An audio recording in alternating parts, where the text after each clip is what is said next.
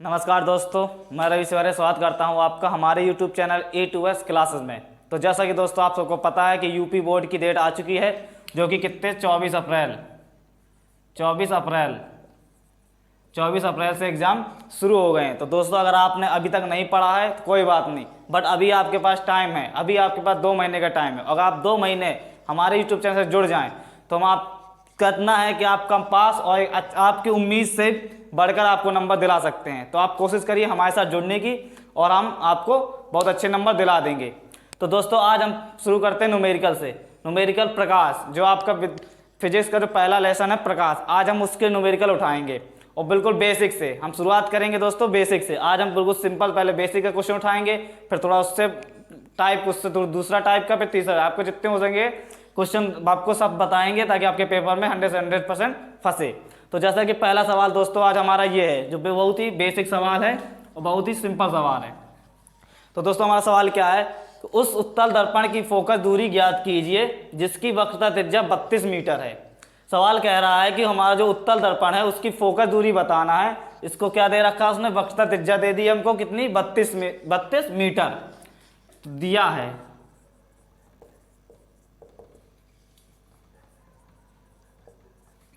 दिया है सवाल में, क्या दे दिया दोस्तों, वक्रता त्रिज्या। वक्रता त्रिज्या जिसे हम प्रदर्शित करते हैं दोस्तों आर से। वक्रता त्रिज्या कितनी दे दी दोस्तों, 32 मीटर। 32 मीटर हमसे कह रहा फोकस दूरी, फोकस दूरी जिसे हम प्रदर्शित करते हैं दोस्तों एफ से, बतानी कितनी है। तो जैसा कि दोस्तों अगर आपने नहीं पढ़ा है तो विद्युत का जो पहला जो विद्युत का चैप्टर है वो हमारे यूट्यूब चैनल पूरा मैंने बता रखा है, वो हमारा पढ़ा हुआ है। आपको डिस्क्रिप्शन में लिंक भी मिल जाएगी, आप उसको देखिए तो आपको जितने फॉर्मूले होते हैं वो आपको तुरंत याद हो जाएंगे। तो जैसा कि दोस्तों वक्रता त्रिज्या और फोकस दूरी में जो संबंध होता है, वक्रता त्रिज्या और जो फोकस दूरी में दोस्तों संबंध होता है, इसका एक फॉर्मूला होता है, वक्रता त्रिज्या तथा फोकस दूरी में संबंध। वक्रता त्रिज्या तथा फोकस दूरी में संबंध होता है दोस्तों, क्या होता है, फोकस दूरी बराबर वक्रता त्रिज्या बटे 2। फोकस दूरी बराबर वक्रता त्रिज्या बटे 2, या हम इसे कह सकते हैं F बराबर R/2। ये दोस्तों फॉर्मूला होता है, क्या होता है, वक्रता त्रिज्या और फोकस दूरी में संबंध। अब हम बात करें सवाल की, तो हमारी वक्रता त्रिज्या दोस्तों कितनी दे रखी है, 32 मीटर। तो हम यहाँ पर अगर R का मान 32 मीटर रखते हैं तो 32 बटे 2 और 2 एकम 2, 2 16। तो हमारी जो फोकस दूरी दोस्तों निकल के आएगी वो कितनी निकल के आएगी, F बराबर 16। और किस में दे रखा है दोस्तों, मीटर में। तो हमारा आंसर हो जाएगा 16 मीटर। ये हमारी दोस्तों फोकस दूरी निकल आई उत्तल दर्पण की। ये सवाल दोस्तों आपको बहुविकल्प में मिल सकता है, आपको पूरा 1 नंबर दिला देगा, या आपको 1 नंबर अगर ऐसे लघु उत्तरी में भी पूछ सकता है। तो अब देखते हैं दोस्तों दूसरा सवाल। सवाल कह रहा है कोई अवतल दर्पण अपने सामने 10 सेंटीमीटर दूरी पर रखे किसी बिंब का 3 गुना आवर्धित वास्तविक प्रतिबिंब बनता है। प्रतिबिंब दर्पण से कितनी दूरी पर है। वो कह रहा है जो हमारा प्रतिबिंब है वो दर्पण से कितनी दूरी पर है, वो दूरी पूछ रहा है कितनी दूरी पर है। तो अब इसको हम हल करेंगे। तो पहले हम देखते हैं कि हमारा दर्पण कैसा है दोस्तों, अवतल दर्पण। अवतल दर्पण, अब अवतल दर्पण में दोस्तों हमको क्या क्या दे रखा है, बिंब की दूरी दे रखा है। कितनी दे रखा है दोस्तों, की दूरी, बिंब की दूरी कितनी दोस्तों, 10 सेंटीमीटर माइनस का। और क्या कह रहा है, 3 गुना आवर्धित, मतलब हमको क्या दे दिया दोस्तों, आवर्धन। आवर्धन बराबर कितना दे दिया, 3 गुना, मतलब 3 माइनस का।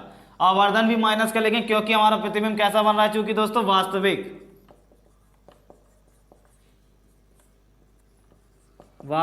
प्रतिबिंब, वास्तविक प्रतिबिंब बन रहा है, इसलिए जो आवर्धन होगा दोस्तों वो क्या होगा, हमारा ऋणात्मक होगा। अब कह रहा है प्रतिबिंब दर्पण से कितनी दूरी पर है, वो दूरी पूछ रहा है कि कितनी दूरी पर है। तो दोस्तों आपने रेखीय आवर्धन का फॉर्मूला पढ़ा होगा, क्या होता है रेखीय आवर्धन का फॉर्मूला होता है, का जो फॉर्मूला होता है m बराबर I अपान O बराबर V अपान U। ये दोस्तों रेखीय आवर्धन का फॉर्मूला होता है। अब हम इसमें क्या करेंगे, मान रखेंगे। तो m का मान दोस्तों कितना है, -3 बराबर I अपान O से मतलब नहीं है क्योंकि हमें दूरी दे रखा है, ये होती है लंबाई, प्रतिबिंब की लंबाई और वस्तु की लंबाई।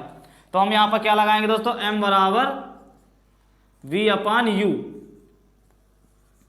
m बराबर V अपान U।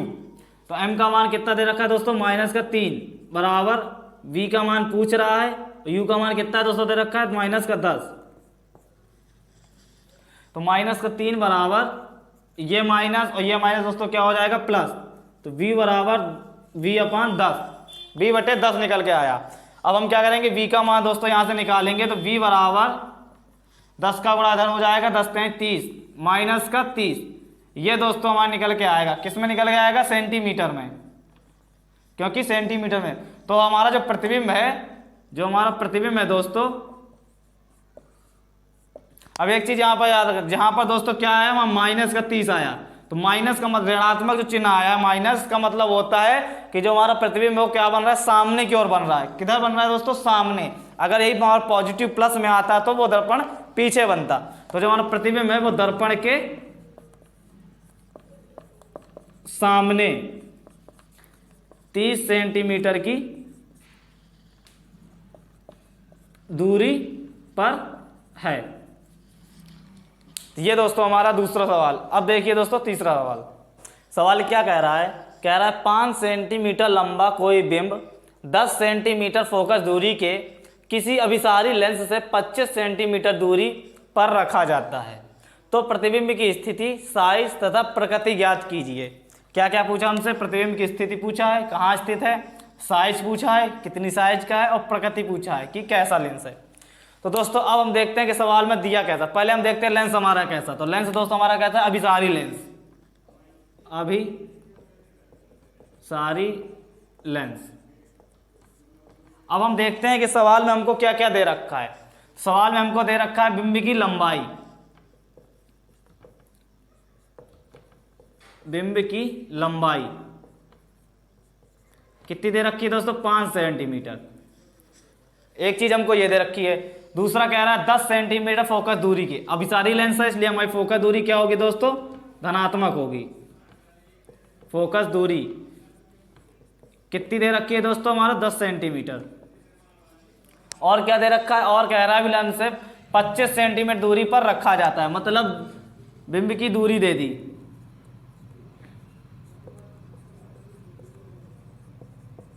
की दूरी कितनी दे दी दोस्तों, 25 सेंटीमीटर। अभिसारी लेंस से इसलिए हमारी जो बिंब की दूरी हो क्या होगी दोस्तों, ऋणात्मक होगी।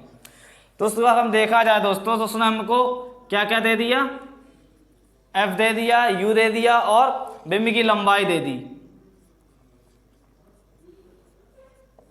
I। हमसे क्या क्या पूछा है दोस्तों, सॉरी दोस्तों ये U होगा, बिंब की लंबाई हमारा O। अब कह रहा है कि प्रतिबिंब की स्थिति बताइए, मतलब V हमसे पूछ रहा है दोस्तों। कह रहा है उसका साइज मतलब I, और प्रकृति मतलब उसकी प्रकृति बताना है कि क्या है। तो दोस्तों जो हमारा लेंस है, लेंस का फॉर्मूला होता है 1/f बराबर 1/v माइनस 1/u। ये हमारा लेंस का फॉर्मूला होता है। तो यहाँ पर दोस्तों एक चीज ध्यान करने वाली है कि जो हमारा जो लेंस का ये होता है हमारा दोस्तों लेंस का फॉर्मूला, लेंस का सूत्र। और जो हमारा दोस्तों दर्पण का सूत्र होता है वो क्या होता है, 1/f बराबर 1/v प्लस 1/u। ये दोस्तों होता है हमारा दर्पण का फॉर्मूला, दर्पण का। तो यहाँ पर दोस्तों ध्यान रखने वाली बात है कि लेंस का जो फॉर्मूला उसमें यहाँ पर माइनस होता है तथा दर्पण में दोस्तों यहाँ पर प्लस होता है।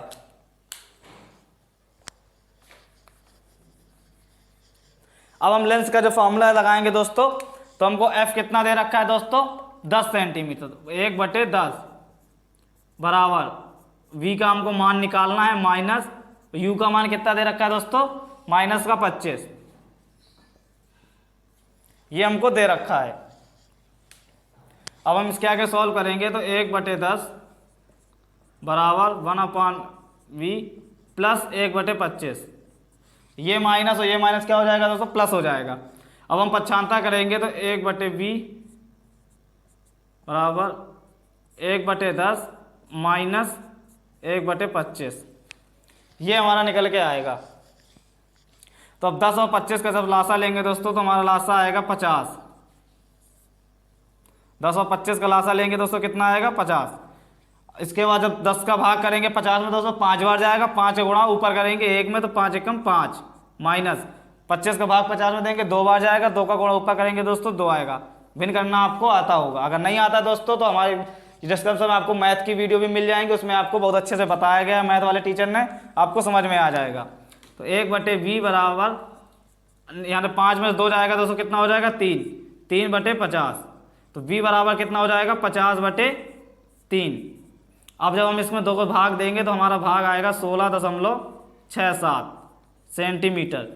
ये दोस्तों हमारा क्या निकल गया, ये प्रतिबिंब की स्थिति कि प्रतिबिंब कितनी दूरी पर है। तो प्रतिबिंब दोस्तों कितनी दूरी, 16.67 सेंटीमीटर की दूरी पर स्थित है। अब कह रहा है प्रतिबिंब का साइज बताइए, तो हम प्रतिबिंब का साइज निकालेंगे। प्रतिबिंब का साइज निकालेंगे दोस्तों कहाँ से, रेखीय आवर्धन से। रेखीय आवर्धन का फॉर्मूला क्या होता है, m बराबर I/O, I/O। तो O हमको दे रखा है दोस्तों कितना, 5 बराबर V/U।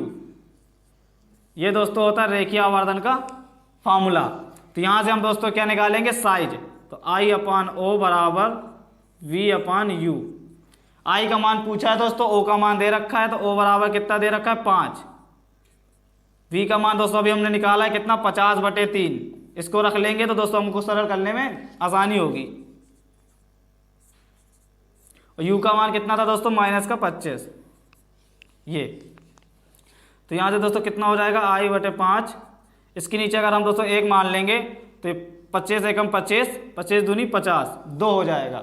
तो कितना हो जाएगा दोस्तों, 2/3 माइनस का 3, ये हो जाएगा। तो यहाँ पर दोस्तों आपको समझ में आया। हम यहाँ से क्या करेंगे, यहाँ पे दोस्तों इसको इस तरह लिख सकते हैं, 50/3 गुणे 1/-25, इस तरह लिख सकते हैं। तो 25 एकम 25, 25 दूनी 50, तो 2 एकम 2 और माइनस का 1 -3 हो जाएगा। अब यहाँ पर दोस्तों कैंची गुणा कर देंगे तो माइनस का 3i बराबर 10, और i बराबर दोस्तों क्या हो जाएगा, माइनस का 10/3। तो i बराबर निकल के आएगा दोस्तों 3.33 सेंटीमीटर। ये दोस्तों हमारा क्या हो गया, ये हो गया हमारा प्रतिबिंब की साइज।